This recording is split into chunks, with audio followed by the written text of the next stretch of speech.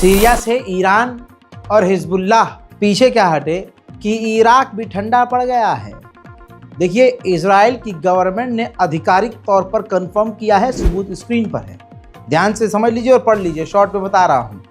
Israel ने confirm किया है कि अब इराक के लड़ाके इराक की तरफ से जो हमला इजराइल पर कर रहे थे वो हमले अब बंद कर चुके हैं। यानी एकदम क्लियर हो गई ये चीज़। अब अमेरिका के प्रेशर के बाद, वेस्टर्न प्रेशर के बाद इराक की गवर्नमेंट ठंडी पड़ चुकी है, इराक ठंडा पड़ चुका है और शांत हो गया है। इजराइल के लिए ये बहुत बड़ी राहत की बात है कि एक और तरफ से जो हमला हो रहा था अब वहाँ से उसको कोई हमले का सामना करना नहीं पड़ रहा है। उधर अब अमेरिका ने चिंता व्यक्त की है कि सीरिया के अंदर जो माइनॉरिटीज़ के ऊपर हमले हो रहे हैं ये काफ़ी चिंताजनक है। इससे हालात बिगड़ सकते हैं और भी बदतर हो सकते हैं। आप समझ रहे हैं, पहले एक देश की सरकार को पलटो, फिर अच्छा बनने के लिए वहाँ अल्पसंख्यक की आवाज़ बनने की कोशिश करो। लेकिन ये बात अपनी जगह हकीकत है कि वहाँ पर अल्पसंख्यक समुदाय पर हमले शुरू हो चुके हैं। उधर गज़ा के अंदर ख़तरनाक ठंड है, तेज़ हवाएं चल रही हैं, बारिश हो रही है और ख़तरनाक बारिश की वजह से बाढ़ जैसी स्थिति हो गई है। अब वहाँ पर जो टेंट में लोग रह रहे थे, तंबू लगा कर रह रहे थे, जिनके पास ओढ़ने के लिए, पहनने के लिए ठंड वाले कपड़े नहीं, ऐसे में बारिश ने और बाढ़ ने उनका बुरा हाल कर दिया है। चारों तरफ सिर्फ पानी पानी है और लोग बेहाल हैं। देख लीजिए।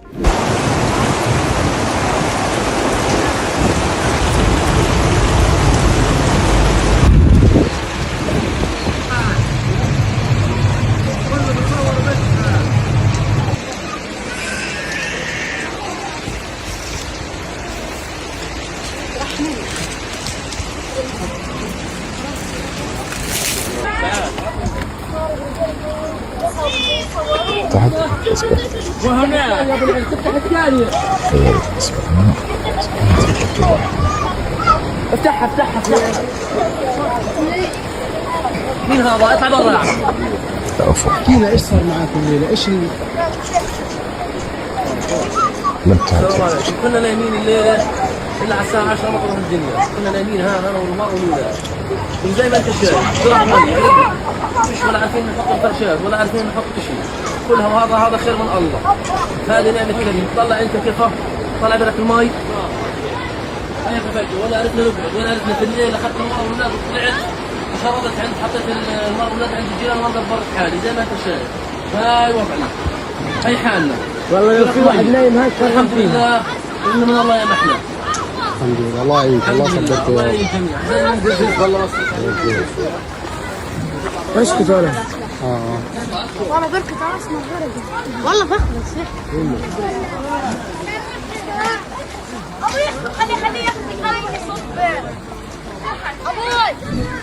उधर इस कड़ाके की ठंड की वजह से 6 बच्चे मारे गए, एक मेडिकल स्टाफ का व्यक्ति भी मारा गया ठंड की वजह से। वहीं हाल ऐसा है कि एक ही दिन 2 जुड़वा बच्चा पैदा हुआ गज़ा में। पहला बच्चा पहले ही दिन ठंड से मारा गया और दूसरा बच्चा अगले दिन ठंड से मारा गया। वहीं अरब मीडिया का दावा यह है कि नेतन्याहू गाज़ा के साथ किसी भी तरह से डील के लिए नहीं मानेगा। अगर वो डील के लिए मानेगा भी तो वो बहुत छोटी डील करेगा और दोबारा से गज़ा पर हमला शुरू कर देगा। उधर इजराइल की जेल में पिछले 24 घंटे में 5 फिलिस्तीनी टॉर्चर कर कर के कत्ल कर दिए गए हैं। इजराइल सेक्सुअल वायलेंस हरेसमेंट कर ही रहा है। अब एक पहली लड़की सामने आ गई है फिलिस्तीन की, गज़ा की, जिसने कैमरे के सामने बताया है कि इजराइल की सेना ने हमारे कपड़े उतरवाए, हमारा हिजाब उतरवाया। देखिए। أنا اسمي مريم المقيد، نازحة من شمال قطاع غزة إلى غرب مدينة غزة. كل صار معنا طل مرقوا اليود على مستشفى كمال عدوان وطلعونا. أنا كنت مرافقة مع مريضة، ما رضوش يخلوني، قالوا لي اطلعي. طلعنا مرقونا على مدرسة الفخورة ودخلونا على الحمامات، صاروا يشلحوا في البنات وضربونا. بعد ما ضربونا صاروا يهددونا يقولوا طلعوا جوالات، بيقولوا معناش جوال يقولوا طلعوا الجوالات. لما رحنا تفاجأنا، صرنا نقولوا بدناش نشلح، كل ما نقول بدناش نشلح يضربونا. وصاروا يسألونا كذا سؤال، يقولونا شفتوا حدا من المخربين في مستشفى كمال عدوان؟ طب أسلحة رأيتوا حد من الجنود هناك؟ نقول لهم لا. ومسك خصري من هنا، صار يقول لي لفي. شلحنا الشلات. अल्लाह अकबर। उधर इजराइल जबलिया में खतरनाक बमबारी कर रहा है। ताज़ा तरीन बमबारी के कुछ सेकंड के बाद का मंजर जबलिया कैंप का।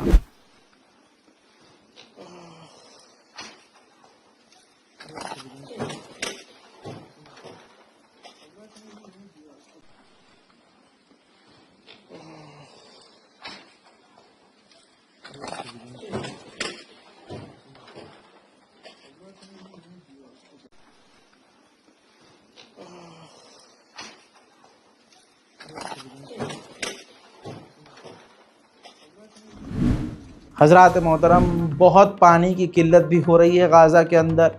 छोटे छोटे बच्चे बहुत दूर से पानी भरकर, बहुत दूर जहां वो रह रहे हैं, अपने बचे कुचे परिवार वालों के साथ पानी लेकर जा रहे हैं।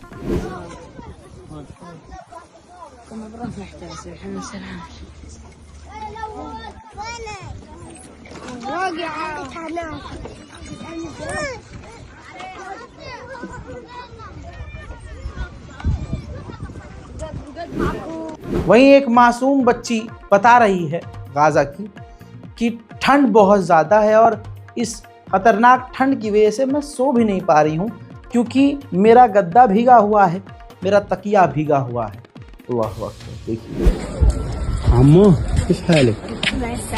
كيف المطر الليلة؟ ايش صار معاكم؟ غرقنا احكي لي ايش صار معاكم؟ غرقنا واحنا نايمين في عادة المي، غرقنا وبابا كان بالليل الساعة 4 صار جاب لي كريك من صاحبه وصار يفحر وبس ويق. وبعدها الشادر تبعنا اللي كان على الأرض انطلع مية، وبابا راح يشتري الشادر عشان نحطه. عرفت تنام الليلة من البرد؟ لا، كان فرشة مليانة مية ومخدته ومبطنية। एक तरफ कुदरत भी परेशान कर रही है, बरसात, बाढ़, ठंड, और दूसरी तरफ इजराइल उन्हीं टेंट पर अभी भी बमबारी कर रहा है।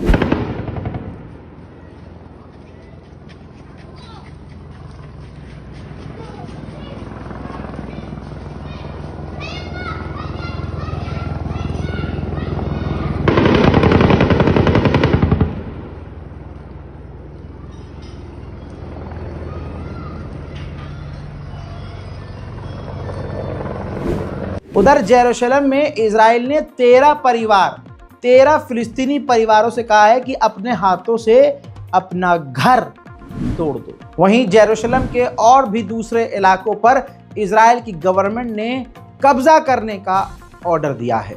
फिलिस्तीन अथॉरिटी इजराइल के इशारे पर नाच रही है और एक फिलिस्तीनी मेडिकल रेफ्यूजी कैंप में काम करने वाले कार्यकर्ता ने बताया कि इजराइल के लिए काम करते हुए फिलिस्तीन अथॉरिटी की मिलिट्री ने हम पर हमला किया और हमें कहा कि तुम ईरान के प्रॉक्सीज हो। صار في عندنا اللي هي الحملة الأمنية على مخيم جنين أثناء توجهنا لمنزل أم زياد العامر من أجل تقديم الدواء لها.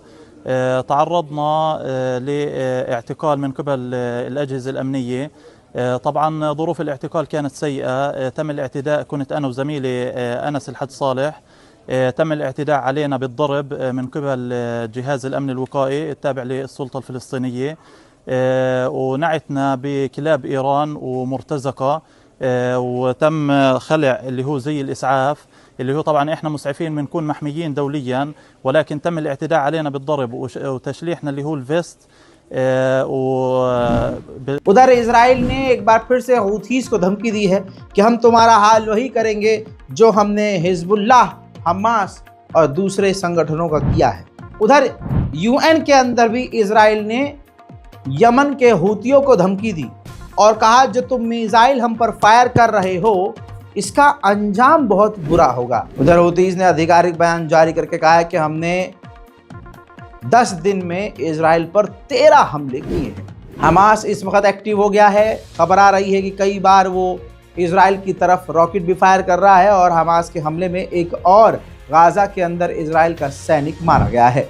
सिर्फ इतना ही नहीं, 3 से 4 इजराइल के सैनिक बुरी तरह से घायल हैं, जिनका बचना कहा जा रहा है मुश्किल है। उधर मेरे दोस्तों, भारत के अंधभक्तों की टोलियां लगभग 16,000 भारतीय जो है इजराइल पहुंचे हैं एज अ वर्कर, पेंटर, सफाई करने वाले, पुताई करने वाले, झाड़ू करने वाले, इलेक्ट्रीशियन, इस तरह के छोटे मोटे काम के लिए इजराइल ने, देखिए जो रिपोर्ट आ रही है, ये देखिए हिंदी की रिपोर्ट है, लिखा हुआ है कि जान का खतरा, जो लोग वहाँ गए हैं उन्होंने जान का खतरा बताया है। यहाँ से मजे मजे में गए हैं लेकिन वहाँ बता रहे हैं कि जान का खतरा भी है। ऐसे में इजराइल ने उन इंडियंस को भरोसा दिलाया है कि हम आपको कुछ होने नहीं देंगे, लेकिन लालच भी दे रहा है, मोटा पैसा दे रहा है। अब भाई भारत में रोजगार तो है ही नहीं, तो आदमी जान पर खेल कर पैसा कमाएगा और अंधभक्तों को वैसे ही हुड़क पैसे की बहुत ज़्यादा है। बहरहाल जान का उनके लिए ख़तरा है। यहाँ से वहाँ पहुँचे हुए लोगों का खुद ही ये कहना है। अब देखिए बिफोर और आफ्टर की 2 तस्वीरें हैं। ऊपर की तस्वीर देखिए और नीचे की तस्वीर देखिए, दोनों एक ही जगह की है।